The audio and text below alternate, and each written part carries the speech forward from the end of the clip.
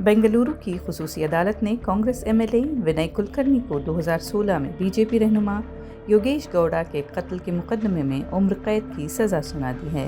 ये फैसला खुसूसी अदालत के जज संतोष गजानन भट्ट ने सुनाया, जिन्होंने 15 अप्रैल को कुलकर्णी समेत 16 मुल्ज़मान को मुजरिमाना साजिश का हिस्सा करार देते हुए कसूरवार ठहराया था।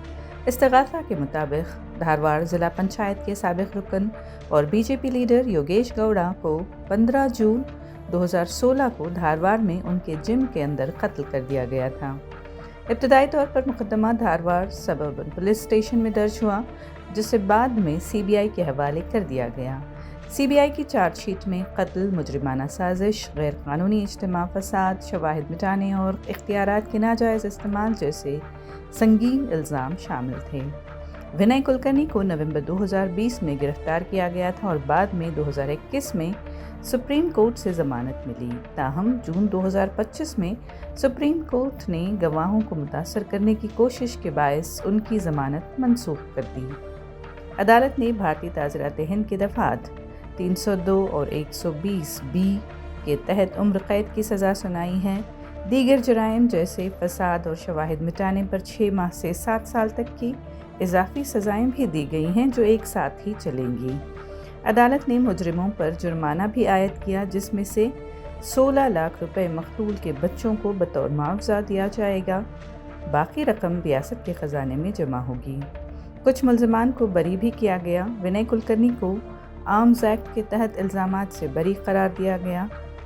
अदालत ने इस्तगासा को इजाज़त दी कि वो एक अहम गवाह के ख़िलाफ़ कार्रवाई करे, जिसने बयान बदल लिया था, और बाज़ गवाहों के ख़िलाफ़ झूठी गवाही के इम्कान पर भी कार्रवाई करने का हुक्म दिया है। ಸೆನ್ಸ್ನಲ್ಲಿ ಇವತ್ತು ವಿನಯ್ ಕುಲಕರ್ಣಿನ ತಿಳಿಸಿದ್ದಾರೆ. ಇನ್ನು ಬೇಕಾದಷ್ಟು ಅವಕಾಶ ಇದೆ. ನಾನು ಚರ್ಚೆ ಮಾಡಿದ್ದೇನೆ, ಅವ್ರ ಜೊತೆ ಕುಟುಂಬದಲ್ಲಿ ಕೇಳಿದ್ದೇನೆ. ಅವರು ನಂಬಿರೋಂಥ ದೇವ್ರ ಮೇಲೆ ಎಲ್ಲ ಕೂಡ ನನ್ನ ಹತ್ರ ಸತ್ಯ ಮಾಡಿದ್ದಾರೆ, ನಾನು ತಪ್ಪು ಮಾಡಿಲ್ಲ ಅಂತ. ಇವತ್ತು ಕೂಡ ನನಗೆ ಅವ್ರ ಮೇಲೆ ನಂಬಿಕೆ ಇದೆ. ತೀರ್ಪಿಗೆ ನಾವು ನ್ಯಾಯಾಲಯ ತೀರ್ಪಿಗೆ ನಾವು ತಲೆ ಬಾಗಲೇಬೇಕು. ಅದಕ್ಕೆ ವಿನಯ್ ಕುಲಕರ್ಣಿ ಅವರ ಕುಟುಂಬ ಮತ್ತು ಅವರ ಕಾನೂನು ತಂಡ ಮುಂದೆ ಏನು ಮಾಡಬೇಕು ಅನ್ನೋ ಬಗ್ಗೆ ನನ್ನ ಬಗ್ಗೆ ಅಪೀಲು ಇದೆಲ್ಲನೂ ಕೂಡ ಇರ್ತದೆ. ಏನು ಕಾನೂನ ಕ್ರಮ ಕೈಗೊಳ್ಳಬೇಕು ಅದ್ರ ಬಗ್ಗೆ ಚಿಂತನೆ ಮಾಡ್ತಾರೆ. It is delayed but not denied ಅನ್ನುವಂಥ ಒಂದು ಮಾತಿದೆ. ವಿಳಂಬ ಆದರೂ ಕೂಡ ಭಾರತದ ನ್ಯಾಯಾಲಯಗಳಲ್ಲಿ ನ್ಯಾಯ ಸಿಕ್ಕುತ್ತೆ ಅನ್ನೋದಕ್ಕೆ ಪೂರಕವಾಗಿದೆ. ಇದಕ್ಕಿಂತ ಹೆಚ್ಚಿಗೆ ಕಾಮೆಂಟ್ಸ್ ಮಾಡೋದು ಸೂಕ್ತ ಅಲ್ಲ. बहुत गर्व करने वाला एक जजमेंट आया है कि सारे हिंदुस्तान के कानूनी इतिहास में पहले कभी ऐसा एक केस नहीं बना था, जो कानून में 313 स्टेटमेंट जाने के बाद इस केस को तभी के मुख्यमंत्री सन्मान्य श्री येडियुरप्पा ने इस केस को सीबीआई को दिया था कि इसका सही से इन्वेस्टिगेशन हो।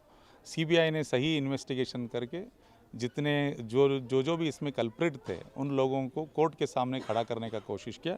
उसमें जो मेन आदमी था उस समय का जो डिस्ट्रिक्ट मिनिस्टर और आज का एमएलए श्री विनय कुलकर्णी और 21 लोगों को, 2 पुलिस ऑफिसर्स को कोर्ट के सामने खड़ा कर दिया। वो बहुत से नए चीज़ों को लाकर नए डॉक्यूमेंट्स को कोर्ट में दिया था, और इन सारे चीज़ों को मद्देनज़र रखते हुए कोर्ट ने सबको एनालिसिस करके और जो उनका आर्ग्यूमेंट्स था वो सब सुनने के बाद और सारे साक्ष्य को देख के कोर्ट ने आज एक ऐतिहासिक निर्णय दिया है कि इन सारे लोगों को, जो 17 लोग हैं, 21 लोगों में से 2 लोग अप्रूवर बने।